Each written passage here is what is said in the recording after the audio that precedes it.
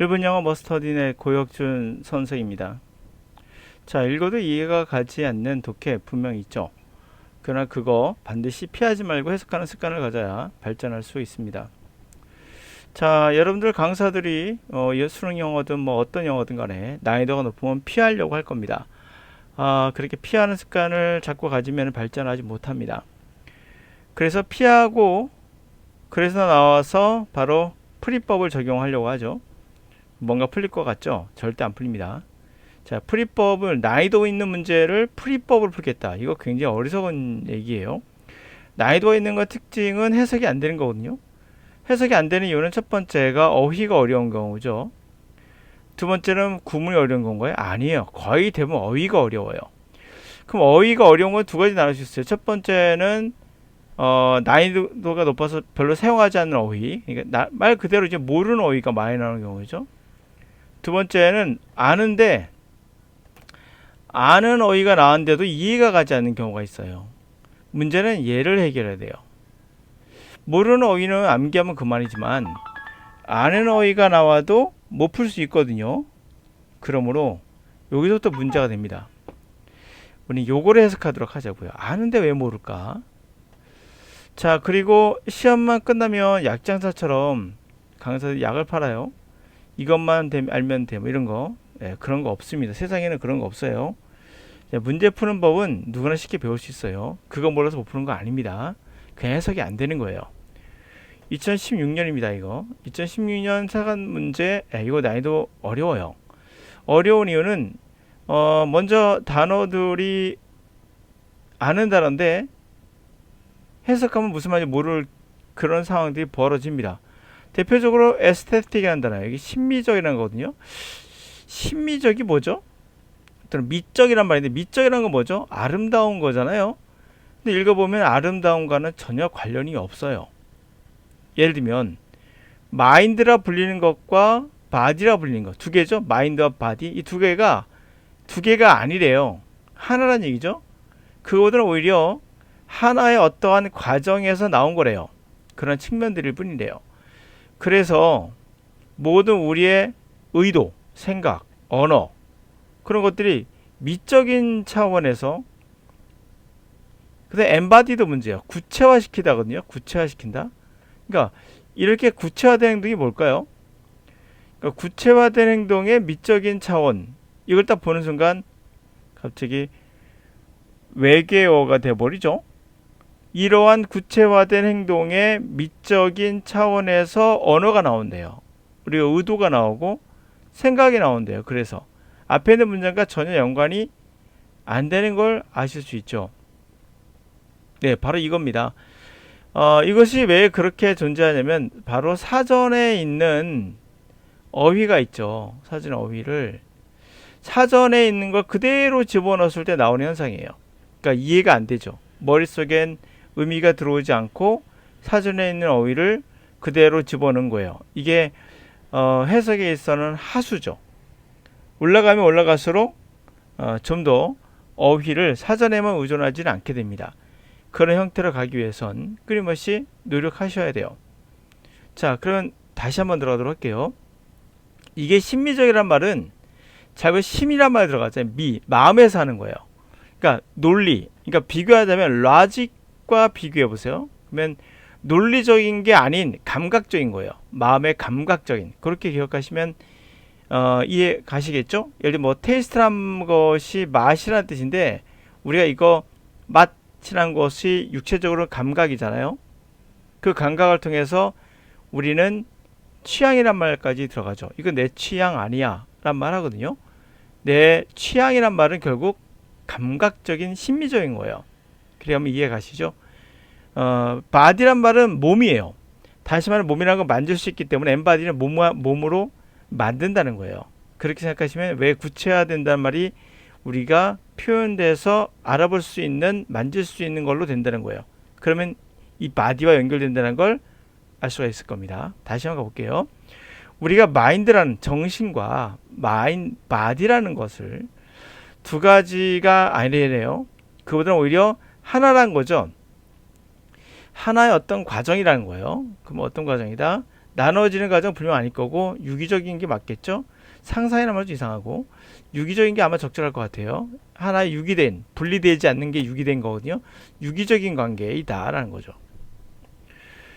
자, 그래서 우리의 있던 의도나 생각이나 언어는 그러한 감각적인 차원에서 감각적인 영역에서 이렇게 마인드를 구체화 좀 몸을 바디화 시키는 거죠.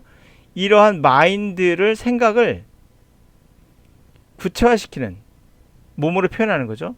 구체화 시키는 행위 그러한 감각의 영역에서 우리의 의도와 생각과 언어가 나왔다는 거예요. 그럼 이런 감각적인 그런 판단의 영역, 감각적인 영역에서의 주된 것은 퀄리티.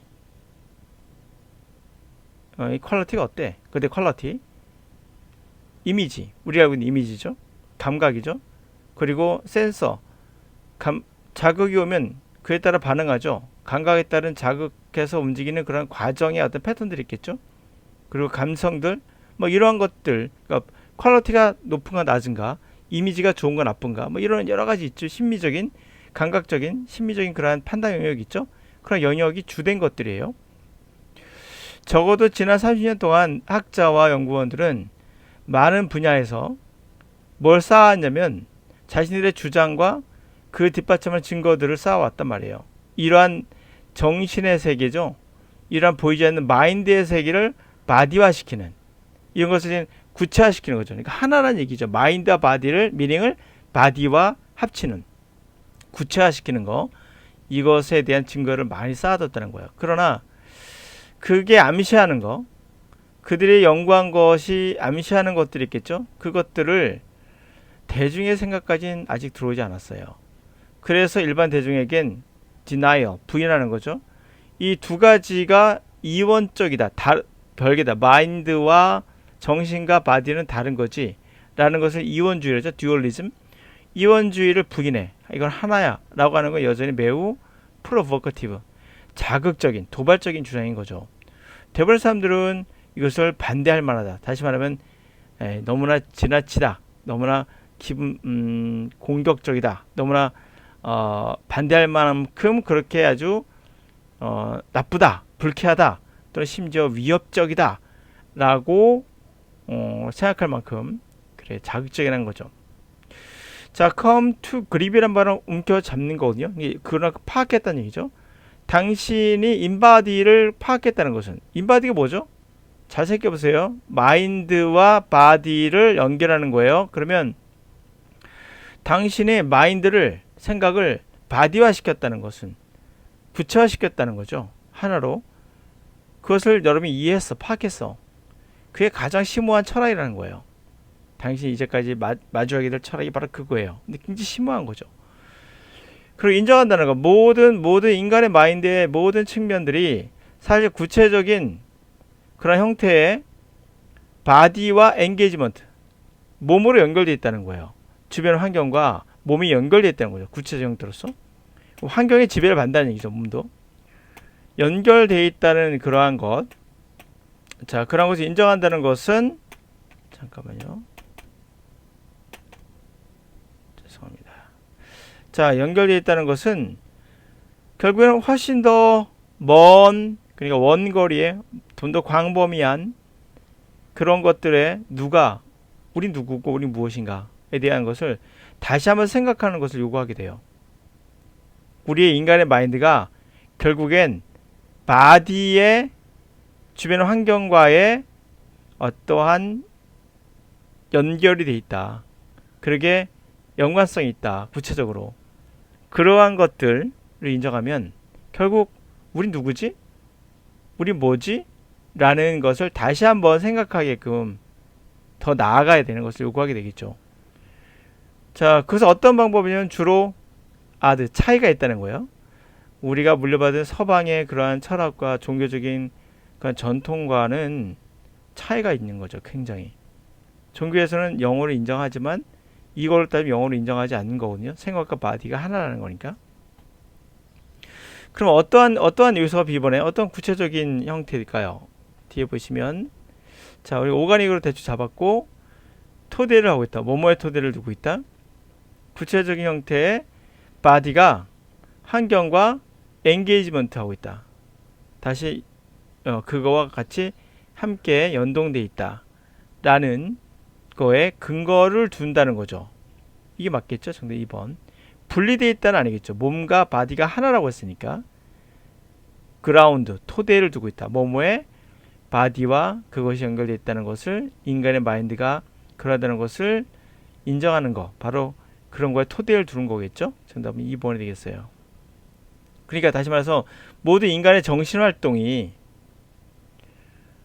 구체적인 그런 형태의 바디화되는 환경과 바디로 연결되어 있다는, 그렇죠? 몸으로 연결되어 있다는 그런 것에 에서 토대를 두어지고 있다는 거죠. 이 뭐 인간의 정신이라는 게 그런 토대 위에 있다는 겁니다.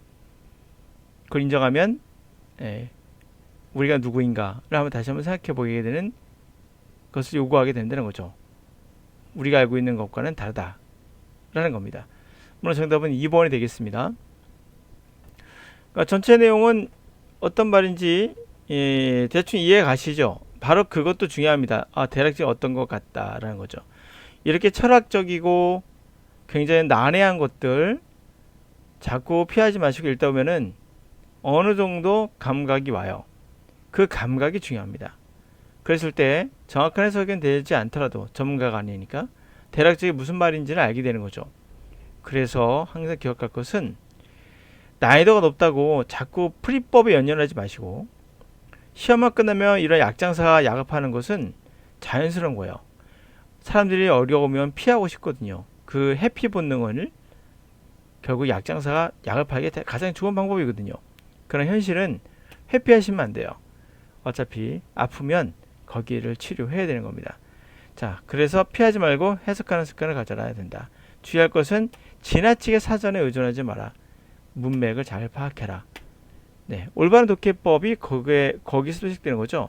좋지 못한 독해법은 사전에 지나치게 의존해서 한글을 그대로 적용해놓고 무슨 말이야? 라고 생각하는 것 자체가 잘못된 습관 중에 하나예요. 전체 맥을 잡는 걸 노력해 주세요.